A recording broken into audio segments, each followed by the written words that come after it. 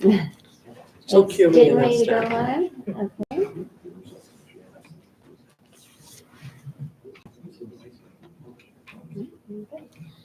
Good morning. Oh, excuse me. Can we start again? Good afternoon. Hello, everyone. And my name is Eileen Steed, and I'm a member of the League of Women Voters of Greater Peoria. On behalf of the League and the Chillicothe Public Library, we would like to welcome you to the candidate forum for the office of Illinois Senate 53rd District for the 2024 Republican primary. There are 4 candidates on the ballot. Today, we have Mike Kirkton, Chris Balkema, Susan Bence, and Jessie Faber, who was unable to attend due to the time change. We appreciate the audience that's here and those of you who are joining us through our live stream channel on YouTube. The League of Women Voters is a nonpartisan organization. We do not endorse candidates nor political parties. We do take position on issues after a lengthy study process. One of the missions of the League is voter education, and we do this through our candidate forums. We've been doing this, the forums for many years throughout the country. It is a way for you to hear directly from the candidates. So we hope that you will walk away today after you receive more information about the issues in your community and about the candidates themselves to help you when you vote, either through early voting, which is ongoing now, or voting by mail or on election day. We have cards if you would like to ask a question. Raise your hand if you need a card, and once it's filled out, raise it again, and we'll go ahead and collect it. With that, I'd like to turn it over to Roberta Parks, who is our moderator this afternoon, and she will run through the rules and get us started. She has some questions already prepared from the League. Rob? I get that sex change operation every once in a while. I'd like to add my welcome to all of you to Eileen's. As she said, these are the candidates on the Republican primary for the 53rd Senate District. The incumbent is here with us today. He's not running again, and I will introduce him at the end of this. So before we started today, we drew cards, literally. High card wins. This was a very low high card. And so the order for their opening statements will be, and the questions, is Susan Bence first, Mike Kirkton after that, and then Chris Balkema. And we will continue to rotate so the second person answers the first questions first and on that way. I told the candidates, and I'll tell all of you, even though I've got a cheat sheeter that helps me keep track of who's supposed to answer next, I almost always call on the wrong person at least once.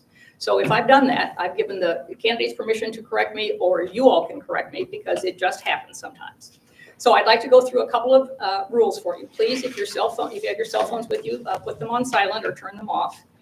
Let's not applaud after your favorite candidate answers a question. That takes time away from all of the candidates and the number of questions we can ask. They will have 2 minutes for their opening statements and 1 minute to answer each question. All questions go to all 3 candidates. So please, if you're writing questions, make them broad-based enough that all the candidates can answer them. We will try to catch any that we think aren't that way. As I said, they'll have 1 minute to answer each question, and then they'll have 2 minutes for closing statements. We have 2 lovely timers this afternoon. Both Eileen and I are trying to make this morning. And they have paddles, so Piper, wave your paddles.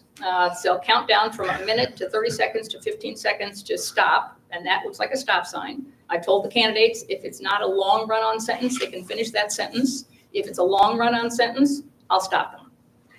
That's the only way. As Eileen said, we have question collectors. So if you have questions you want asked, just let us know and they'll give you a card.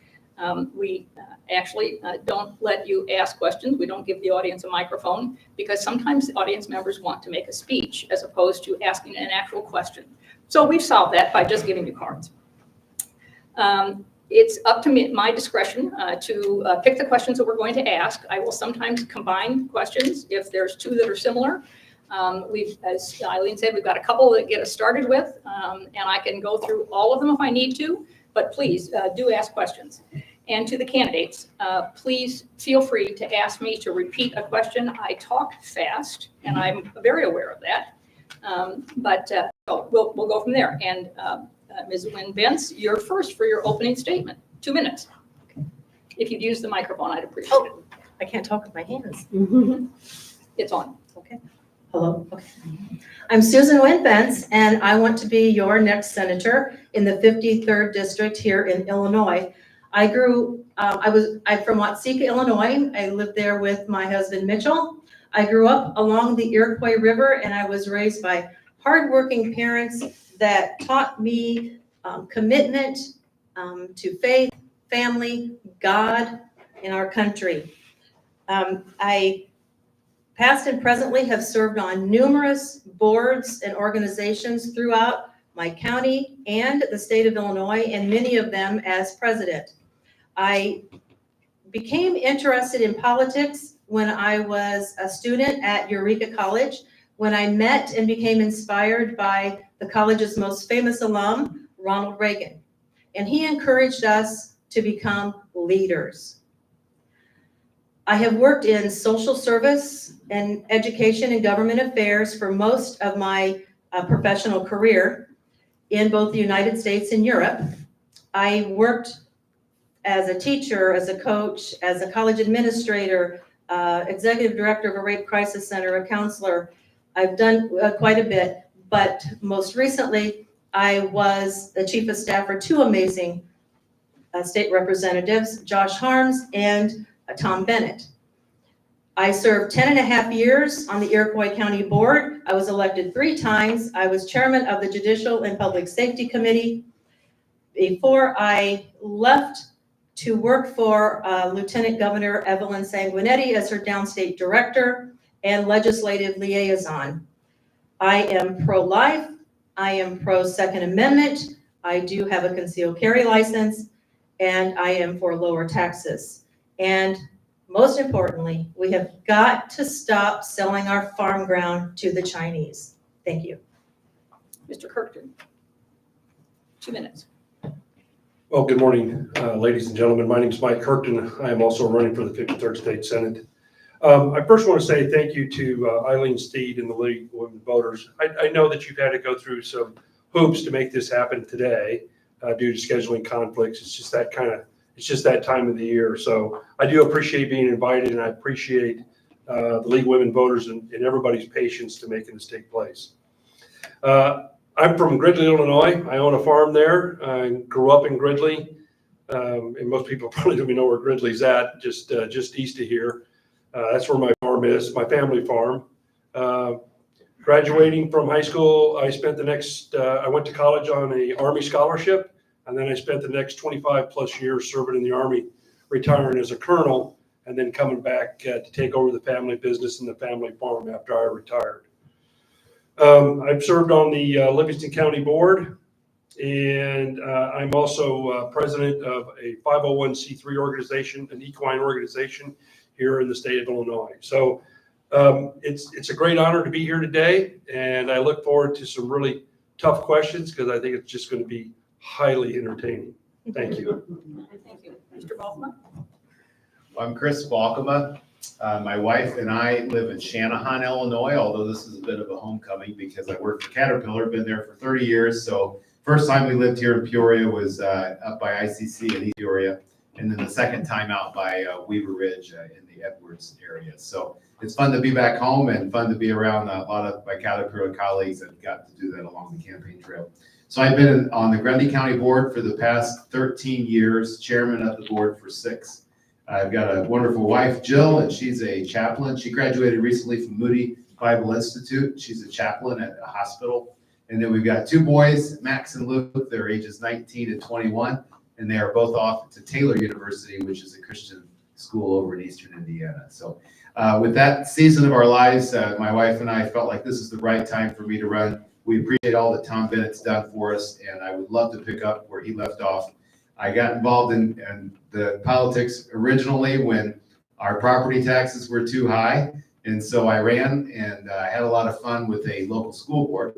And then I ran for county board after the folks were paying themselves $1 a mile to go to meetings when the IRS limit was 50 cents.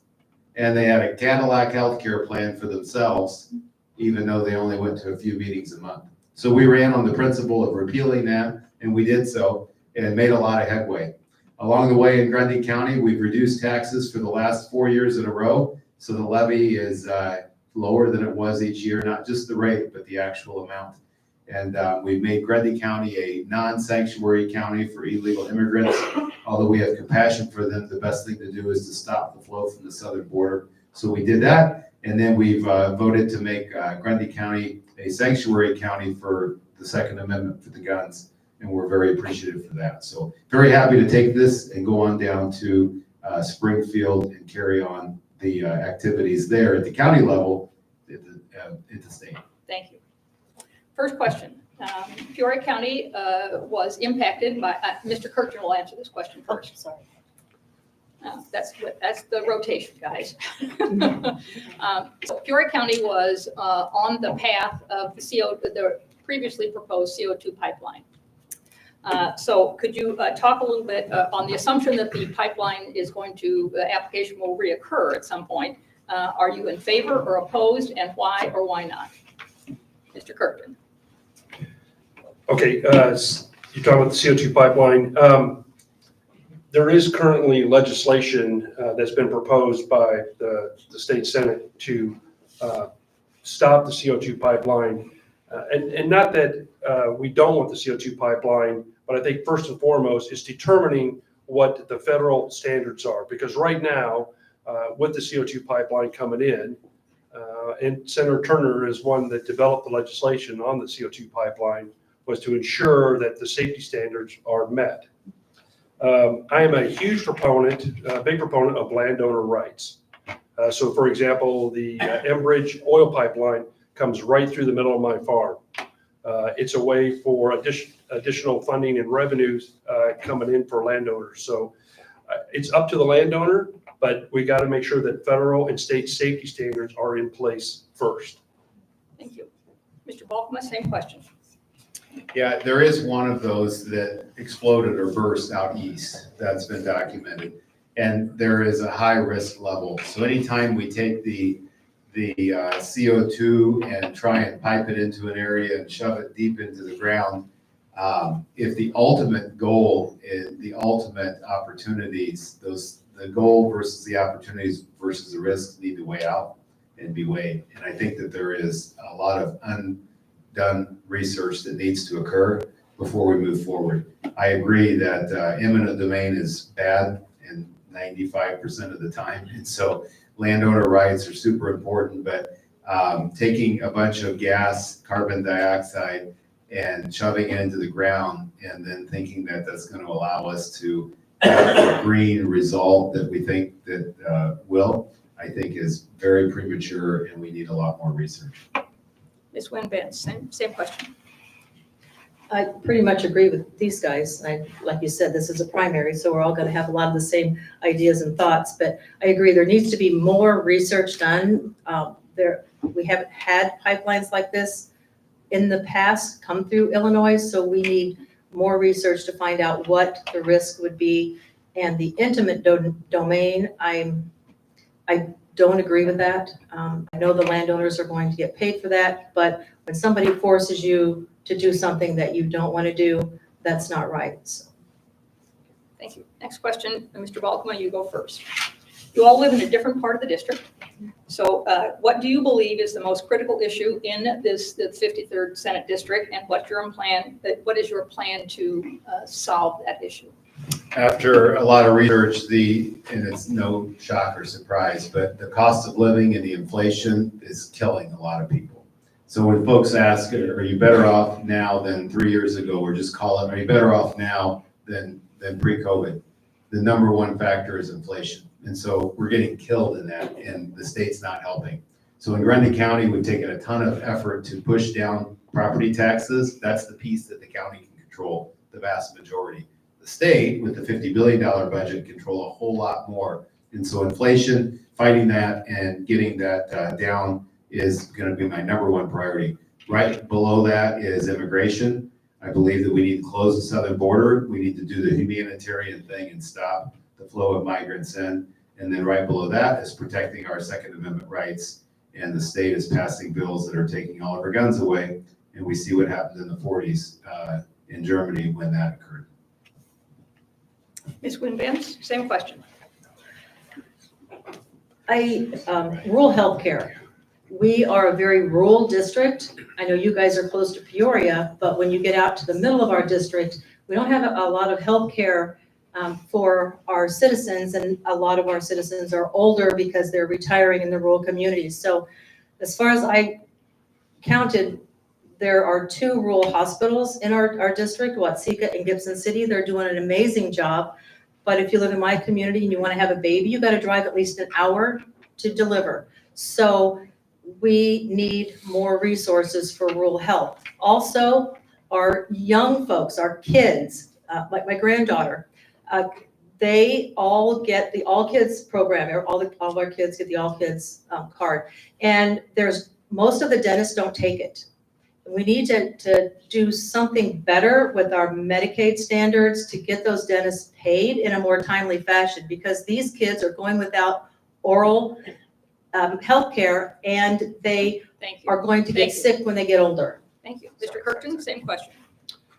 I'm gonna take a little bit of a different approach, because as I travel through the district, talking to constituents and hearing their concerns and seeing the kind of things and comments I get on our social media as a state senator, I will tell you the number one thing I think most people the number one issue that most people are talking to me about is immigration and the illegals that are coming into Cook County and Chicago, and how the governor is currently dealing with that. The governor is sweeping money out of the budget in order to put money towards the illegal immigration in Chicago to the tune of $500 million. And he currently has a $1 billion healthcare bill to give illegal immigrants free healthcare as well. The other thing is the sale of agricultural land to foreign countries. Senator Sally Turner, again, has proposed Senate Bill 2668, which does not allow the sale of agricultural land to foreign countries. Thank you. Next question, which will go to, I gotta look at my, Mr. Balkema. No, that's not right. It'll go to Ms. Wynn, Bence. I told you I'd screwed this up somewhere along the way, even with the cheat sheet in front of me. Okay, it's likely that if you are elected, you'll be elected into a Senate where there's a Democratic majority. What background do you have specifically to try to increase the amount of bipartisanship that takes place in the Illinois Senate? I'm the immediate past chairman for the Illinois Rural Partners, which it's a bipartisan group of folks that care about our rural communities. And we have had legislators from both sides of the aisle come and speak with us to understand what's going on in our rural communities. So we have created some partnerships there. Also, when I worked for the lieutenant governor, I was lucky enough to help author the legislation to legalize hemp in the state of Illinois. And at first we got a lot of pushback because you really can't get high from it. So we had to work on both sides of the aisle. So what I did, I pursued the chief sponsors, one from each side, so we could better get that legislation passed. So when one side is for it and the other side is for it, hopefully everybody is going to pass it, which they did, and pretty proud of that. Thank you. Would you repeat the question, please? Yes. If you are elected to the 53rd Senate District, it is likely you'll be in a democratically controlled Senate. What specific experience do you have, and what would be your initiatives to try to increase the amount of bipartisanship that takes place in the Senate? Well, I mean, I retired as a colonel from the Army at 25 plus years and a combat veteran. So I guess, going into the Senate in a super minority and trying to work with across the aisle, I guess I'm going to rely on most of my combat experience in trying to convince people what we're trying to do. But, the Democrats don't have to work with us. We're in a super minority. They could care less about what bills the Republicans are proposing right now. And my number one goal is constituent services. That's what I can do best for the district. It's not so much working across the aisle. Yes, that's part of it. But the number one goal is working for my constituent and my constituent services. That's where I can make the biggest difference in a Senate that is in a super minority. Same question. over the last 6 years as Grundy County Board Chairman, and all of our meetings are out on video, we have worked across the aisle with both sets of Republicans and Democrats. When I got on the board, there was a Democrat majority, and we ran on principle of repealing those two bills I talked about earlier. And we did flip it that year. We flipped it to a very slim Republican majority. Over the cycle of the last 5 terms that I've been on, and the meetings were like city council meetings. You go in, you roll up your sleeves, you get to work, you don't talk about R's or D's. And we got things done. And over the last few cycles, the Republicans gained seats each time because the residents saw the results.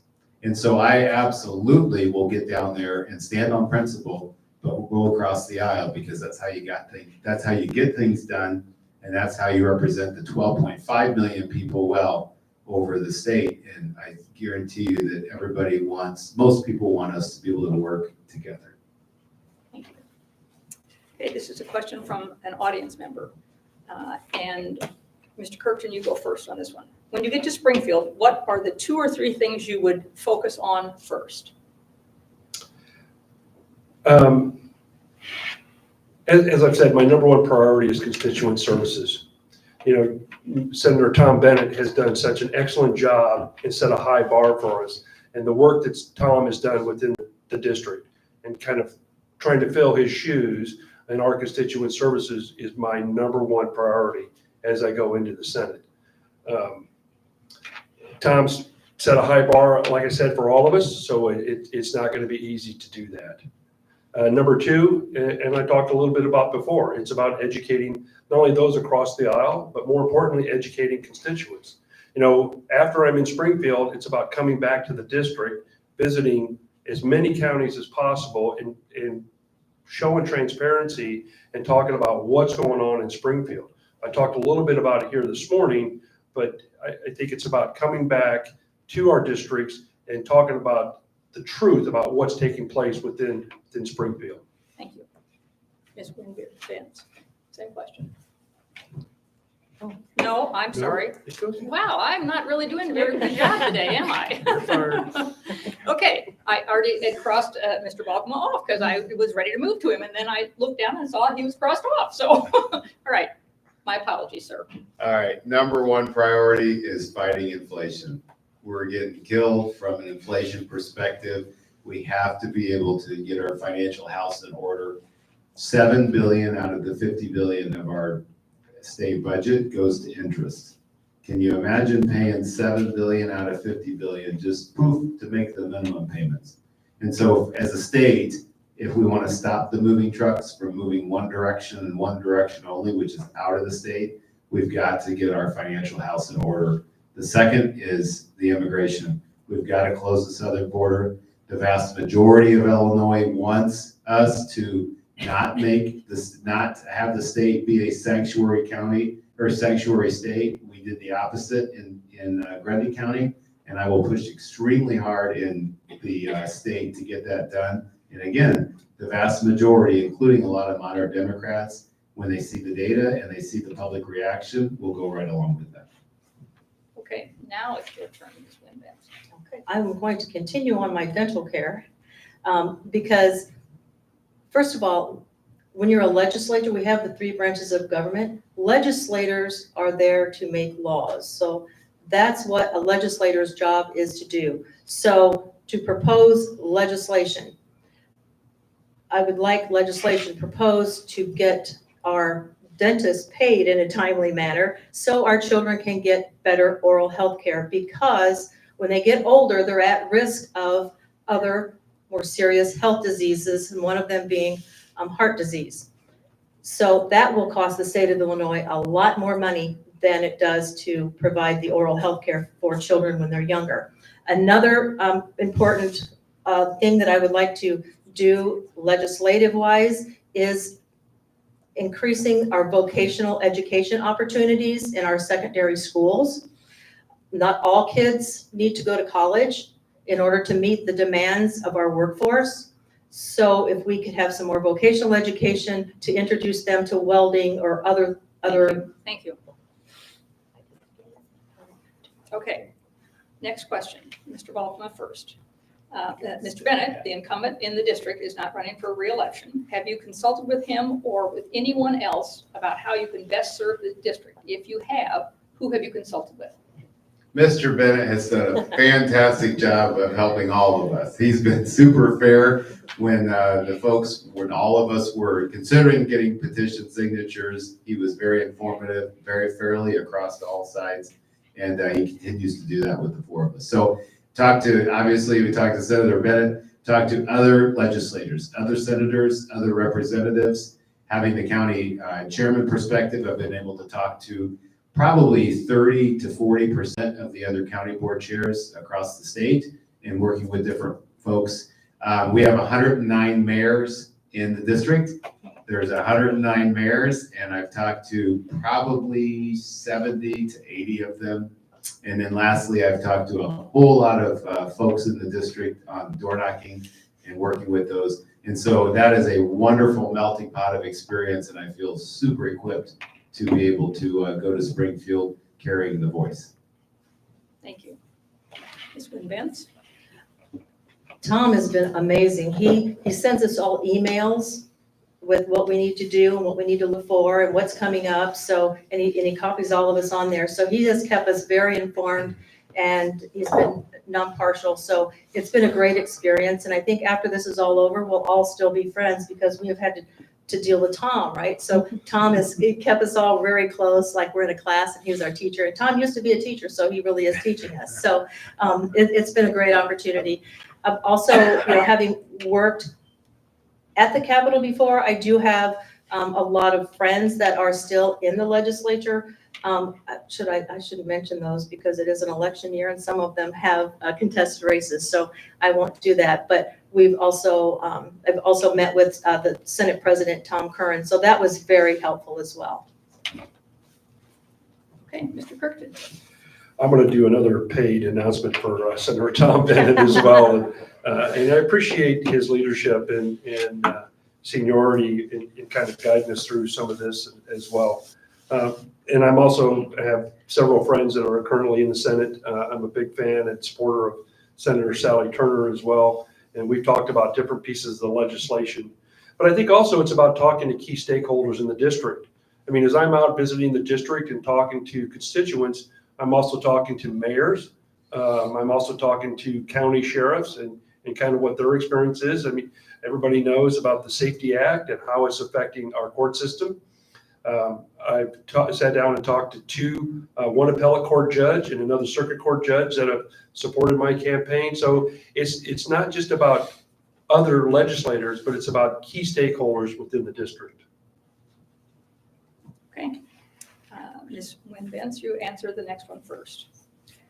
Unfortunately, gerrymandering is a bipartisan effort.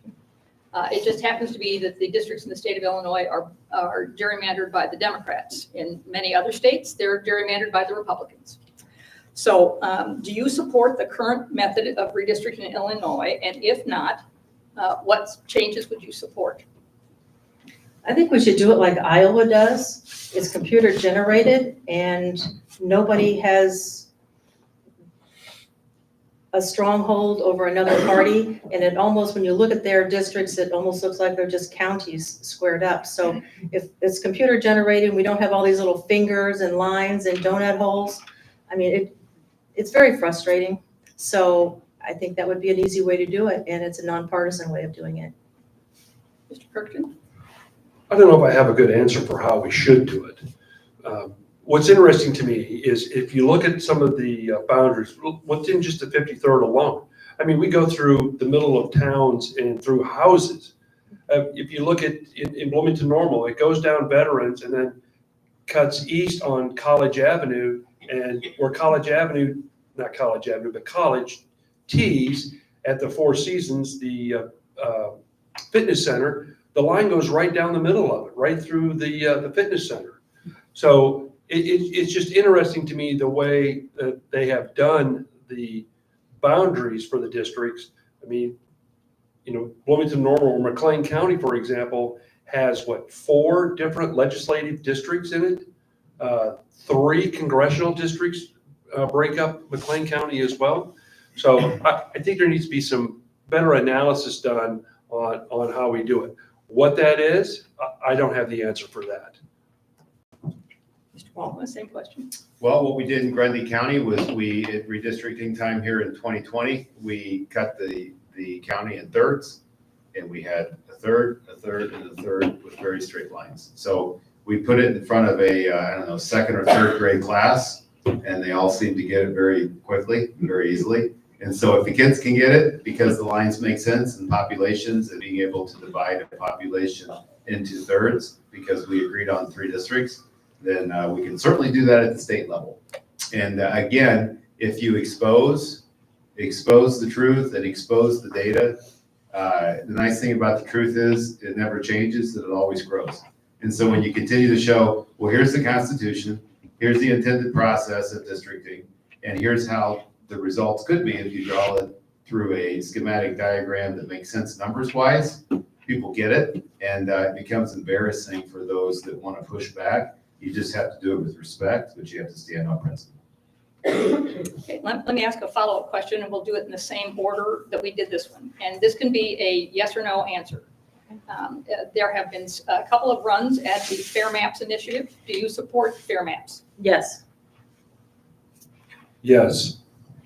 And yes, and we put it on the ballot in 2020. We put a ballot on the question. Yes or no answer, sir? And they said yes, and so I say yes. All right. Okay, next question goes first to Mr. Kirkton. Illinois has the dubious distinction of having more units of government than any other state in the nation. Do you believe that's a positive or negative? I think I just revealed my bias on this one. I apologize for that. If you believe that there are too many, is there a role for the General Assembly to help reduce that number? Boy, that's a tough question to get answered in under a minute, so I'm going to do the best I can and talk really fast. As an example, if you look at like Livingston County, the largest employer within Livingston County is Livingston County. We employ the most employees. And we have seen, and I think some data just came out here in the state of Illinois, where we have a population that is leaving this state. We see businesses especially leaving the state. That's lost revenue. So how is the state trying to get around that? They're creating more state level jobs, which means more taxpayer money. So I guess I have a yes and no answer to kind of the question is, do I feel that the state has overextended itself in the way it's done that? Yes, I absolutely believe that. Mr. Balkema? Yeah, we've got just under 7,000 units of government. 7,000 units of government, and the duplication is crazy. So again, if you take it all the way down to a level of understanding that the average layperson can do, and you start looking at areas of responsibility, that's how you shine the spotlight. And that goes right into my number one priority, which is fighting inflation. And what better way to fight inflation than to reduce taxes and make it cheaper for people to live? And what better way to reduce taxes and make it cheaper for people to live than to stop all the redundant services? So we did it in Grundy County. We started out, we had 17 committees. And when we got on, paying everybody to go to all those committees, we now have 6. Super duper alley-ooper and efficient, and it gets the job done. And so we could get away with maybe 2,000 or 3,000 units of government in the state instead of 7. Thank you. Ms. Wynn Bence? This was something when I worked for the lieutenant governor, this was one of the priorities for that administration, was reducing the amount of units of government that we had in the state of Illinois. And yes, we have around 7,000 units of government. So some of us were tasked to explore some of those units of government. So I got to explore drainage districts. So I've been up here to Towanda and learned a lot about the importance of the drainage district. There was one that was over by the Illinois River, and I can't remember what area that was, but they're important, especially for farmers and the runoff of the water. So another unit of government that we explored was townships. Townships in downstate Illinois do a whole lot different things than the townships up around Chicago. They're more of a pass out money to shore kind of unit of government. Where down here, our townships are mainly our roads and drainage to help. So, yeah, I think we can do a better job of Thank you. consolidating. Okay, next question goes to Mr. Balkema first. Illinois is the first state to eliminate a cash bail bond system statewide. How is this working and what leads you to that opinion? Terrible idea, absolutely awful. No, I'll say more than that. The data says that folks are getting out of jail when they shouldn't be. And people said that before it got passed, and lo and behold, that's what's happening. And if you talk to our 13 sheriffs in our district, they absolutely would agree. Jail population got cut in half, sometimes 60, 70%, but then the folks don't show up for the court dates. So the judges are getting tired of the folks not showing up for the court dates, and they're starting to hold them in longer than the original restriction or the law intended. So it is not the right thing to do to make it easier for the criminals to get back out and commit crimes again. And we'll see the unfortunate results of that play out here over the next 6 to 12 months as more people get back out and commit the same crimes again. And we have more of our residents in danger. Thank you. Mr. Bence? I retired in April, so I got bored, so I went back to work. So I'm a bailiff now in the Iroquois County Courts, which is really exciting sometimes. And one thing that I've noticed with the Safety Act, the jails, they don't have as many people in them, but the fees and fines that people have to pay when they get arrested, we're not getting as many of those that go into our circuit clerks fund and things like that. So that's less money that we're getting for government. So what's going to happen later? They're going to raise our taxes to cover what those offices pay. And also, I chaired the task force for opioids in our county, and we got a grant, and our sheriff's doing a great job to, when people are incarcerated, to give them buprenorphine to help come down from their high without throwing up and going through the withdrawals. Now those people are not coming into the jail to get that treatment. Mr. Kirkton? Yes, I agree. It's a terrible bill. And it's not been good for the state. It's not been good for law enforcement, even, and especially at the county level. But, I look back at the last question, we talked about units of government, and I look at this question as well. And to me, what you need to look at is how this state and this administration has taken away and continues to erode local authority, continuing to take away what we're doing at the county level and what your local elected officials are doing at the county level, and to continue to pull it up to the state. So when we look at laws like this, and we look at units of government, as we see the erosion of local authority being subjugated by the state, the governor knows better than you what should be done in your county. And I absolutely disagree with that. It's about powering down to the lowest level. And I believe Ronald Reagan said that. Power down to the lowest level of government. Thank you. I believe you have all mentioned immigration at some point along the way. So let me just take this one on head on. Obviously, Chicago and some of the surrounding communities have been recently inundated with migrants. Many of them bust and flown in. They aren't necessarily getting there on their own, through their own means. So Mayor Johnson has asked both the state and the federal government for help. I understand that immigration is a federal issue, but is there a role for the state of Illinois to play in this issue, because it's significantly impacting a significant portion of our state? And Ms. Wynn, Bence, you get to answer that one first. I was very disappointed when I heard the government wanted to allocate all the millions of dollars for their health care. I'm on Obamacare and I pay a lot. And I mean, and my deductibles are really high, and I worked for that. And they have not. But also, the immigrants are coming in and they're bringing fentanyl and all kinds of drugs, and that one frustrates me. But I'm kind of remembering part of your question. that I had it in my head, but I can't remember all of it. Is there a role for the state of Illinois to play since it impacts residents? Yes, of the so that money that's being allocated for them, I would love to see that much money go to our veterans. And we have a homeless population, a mental health problem in Illinois.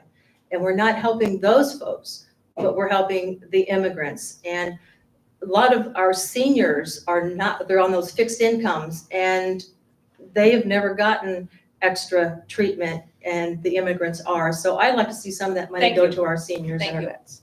Mr. Kirkton, same question. Yes, the number one thing is we need to repeal the Trust Act. The Trust Act in 2017 established the state of Illinois as a sanctuary state. And right now, if you go to Representative McCombie's website, she has a petition that you can sign on to because they want, right now, the Republicans are trying to get it on the ballot to repeal the Trust Act. That's, if we want to reduce the immigration of illegal migrants into the state, then we don't need to be a sanctuary state first. Chicago does not need to be a sanctuary city. It's amazing to me. They said, oh, we're a sanctuary state, we're a sanctuary city. Okay, now all the immigrants show up and you're surprised by it and you're not prepared. But yet you wanted to be a sanctuary state in the sanctuary city and you weren't ready for it. So number one, repeal the Trust Act. Mr. Balkema, same question.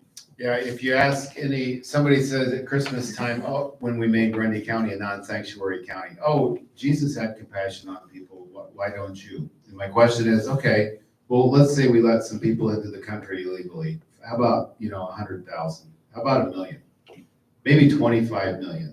Is 50 million enough? When do you want to stop? And eventually when you pose a question like that, the other person asking usually stops pretty quickly because at the end of the day, people aren't trying to get into communist China. They're not trying to get into Mexico. They're not trying to get into these other countries. The United States is the greatest country on the face of the planet. And folks want to get in here because of what we have.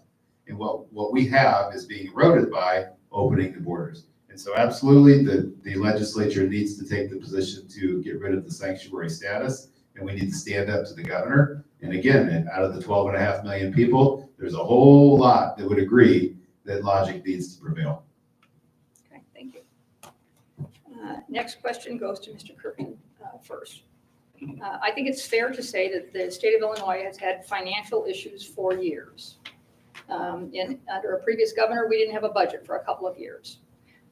Could you please give us, the voters in the district you want to represent, your view of Illinois' financial status today and where it needs more work?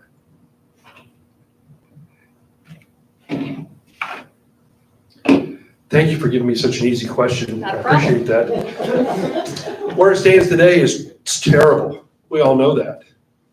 When I look at the 53rd State Senate District, and when you assess it, the number one economic driver within our district is agriculture.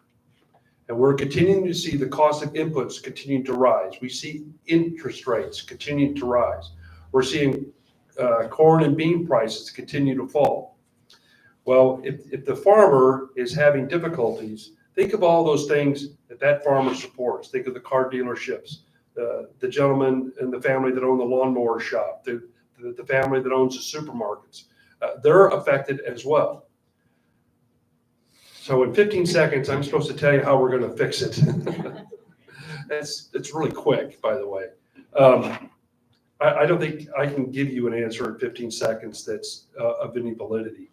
But we've gotten ourselves into a terrible position, Thank you, and we sir. all need to work together to get out of it. Thank you. Mr. Balkema, same question. Well, we fixed it in Grundy County.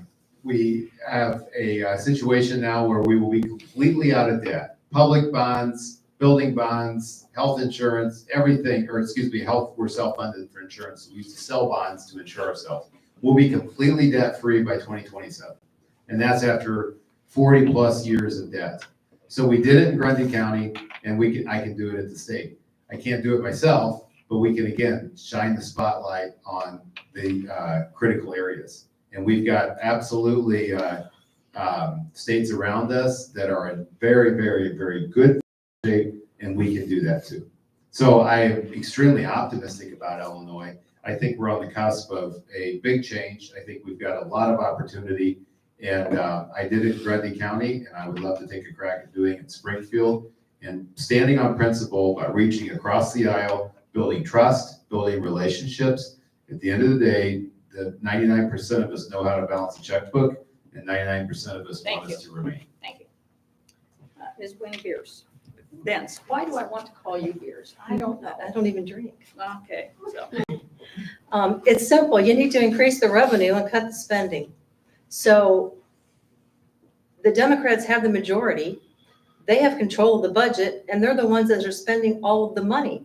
Because when that budget comes out for the legislature to vote on, the Republicans probably get it 5 minutes before it's time to vote. They don't even get to look at the budget, which is like probably that tall.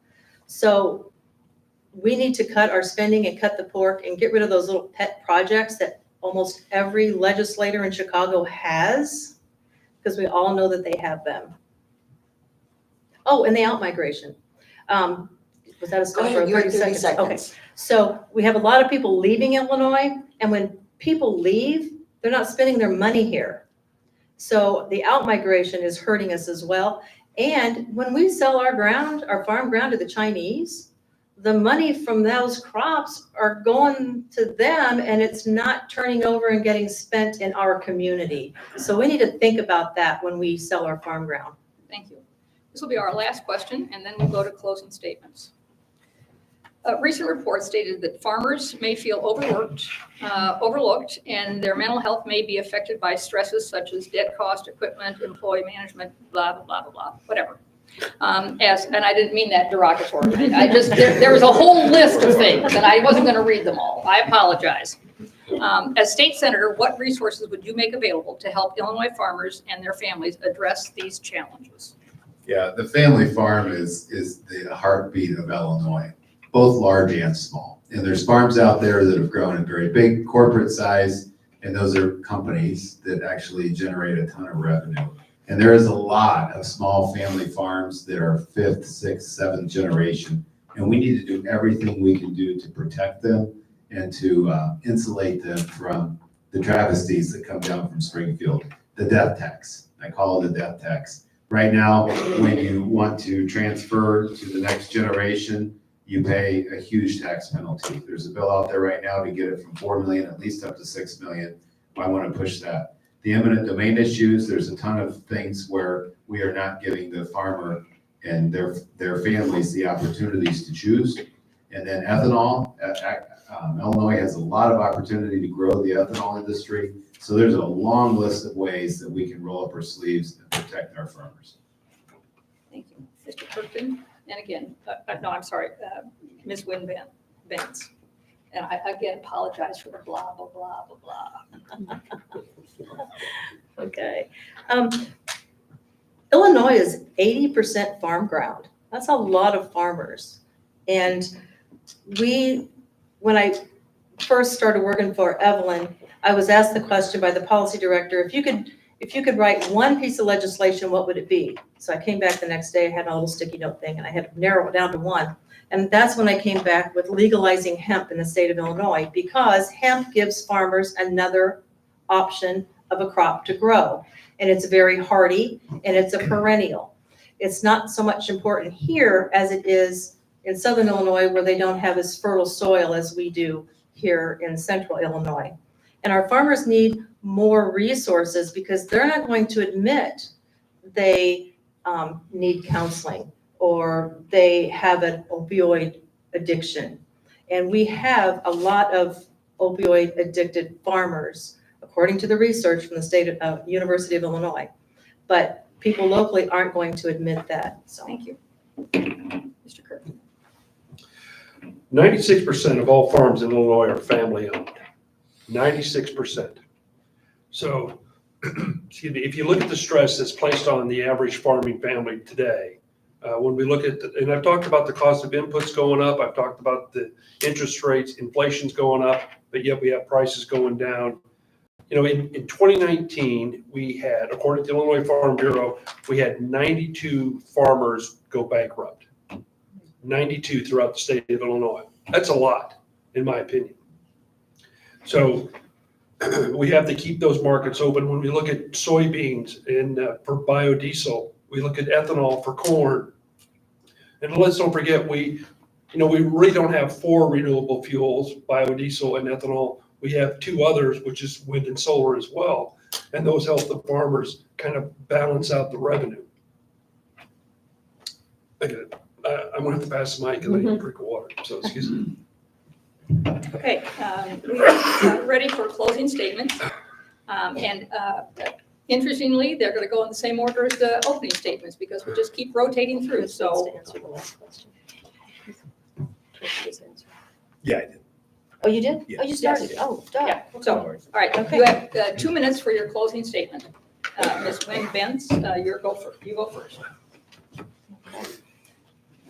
So you've heard a lot about what is important to us and how we would figure things out. Some of the things that are important to me personally when I get there to work on, of course, is education and trying to envelope more vocational education into our high schools and maybe partnering with the trades. The trades will, they give free education, paid education to students that want to learn large equipment operating or welding or something like that. So I think that's a great opportunity for them as an alternative to college. Also, I've been harping on my rural healthcare idea. Not only do we need the dentist, but we also need to improve our rural broadband capabilities because there are some areas where I live where you can't even get a signal. So if we improve the broadband capabilities, more people could do telehealth. Instead of having to go to the doctor, they could do some of that online and meetings and meeting families so that they don't have the transportation. So broadband is also going to help our farmers because with some of the tractors today, they are all like, automatic. You have to have strong broadband for that. So there's a word for that. But so that's important. And our transportation. We have horrible rural transportation. We do have some providers in our district that provide rural transportation, but it doesn't always work, and I think it needs fixed. I think, of course, our farm ground, we need to pay more attention to that. But, and see, this is where I get nervous because she held that sign up. But I just want to remind you that I'm the only candidate that has worked in both the legislative and the executive branches of government. I am Susan Wynn Bence. I'm devoted to our future. May the best woman win. Mr. Kirkton. Well, you've kind of heard all of us talk, and my focus is still, and I just want to kind of close it up with that. My priorities, constituent services, being able to educate not only those back in the district of what's going on in Springfield, but also talking to those across the aisle. And then finally, I think most important, or another important factor that I will do as your state senator is, any legislation that I get the privilege to vote on, I'm going to vote no if it does not benefit or enhance the 53rd State Senate District. I appreciate the opportunity to speak here today to the League of Women Voters. Again, I want to thank you for your flexibility. And I want to, again, thank Eileen Steed for her perseverance in making this happen. I'm going to hang around afterwards. So if you have more questions, please come up and talk to me. I promise I won't choke up and almost lose my voice again. But I'd love to hear your thoughts, and I would appreciate your vote on the 19th. Thank you. Mr. Paul. I'm also very appreciative of the League of Women Voters putting this on. You've done a very good job running the event, and the fact that it's recorded allows a lot more people to see it. So thank you. We appreciate that very much. The 4 of us that are running, clearly we've had fun together. We are all 4 Republicans, and so we do share the same values. The difference between myself and the other 3 is that I've just led a county for the last 6 years, and we've driven a lot of results. And so I'm super excited to get down there and take the same level of cadence that I've learned as leader of the Grundy County Board and with 30 years of Caterpillar experience in the management ranks, and to be able to trust, build teams, stand on principle, and move Illinois forward. And I think, as you'll hear Tom say in a second, there's a lot of opportunities in Illinois, and I'm very optimistic And I know that we are headed on the wrong track right now, and it is important that we pivot and that we change. But we've got a lot of good folks, and we can absolutely change if we have the will to do so. So the question is, do we have the will to change? Do the 12.5 million of us want to see the state get better, get fixed, catch up with Iowa, Michigan, Indiana, those around us? The answer is yes. Yes, there's moving trucks leaving, but there's a lot of folks that are staying. There's a lot of folks that are retired here that are staying, and they want to build that future for their children and grandchildren. And so I am absolutely excited to stay as well. I'm 52 years old, 30 years at a Caterpillar. My wife and I could retire and move someplace else. I'm not going to do it. I'm going to stay and fix Illinois and bring the legislature on the House and the Senate, and hopefully the governor's office someday along with us. And I think we will see Illinois shine the way Abraham Lincoln would be so proud. So appreciate your time here this afternoon. Join me in thanking the candidates. It's not easy to run for public office. You have to put yourself out there. You have to be willing to show up a lot of different places all over the district. And it's a lot of hard work just running. And remember, only one of these three, actually 4 people, will make it to the general election in November. So I hope you will take the time to vote. My assumption is you will, since you are here. You care enough to hear from the candidates.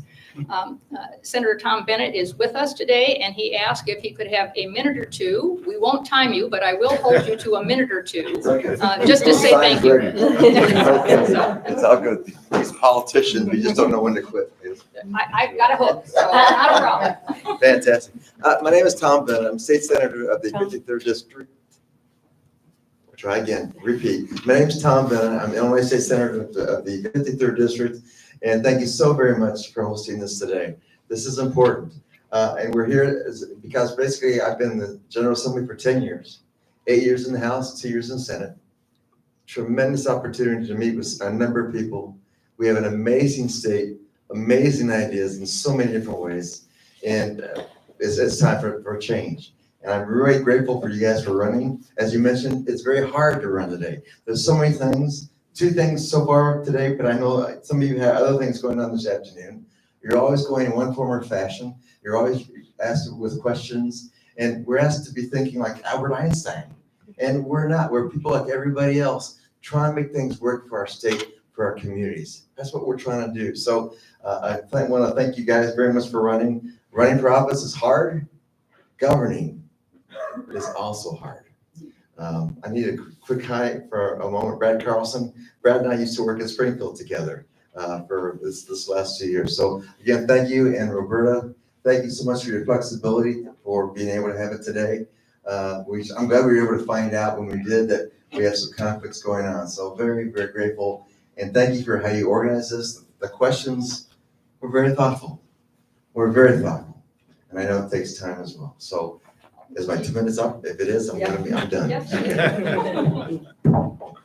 Here, please. I also want to thank all the candidates, and I also want to thank all the people who showed up today to enjoy this, and all the people who are watching on our YouTube channel. After this event, you can go onto the YouTube League of Women Voters of Greater Peoria channel. If you want to share it with your friends, go ahead and do so. And thank you for being here, and don't forget to vote. Have a good afternoon.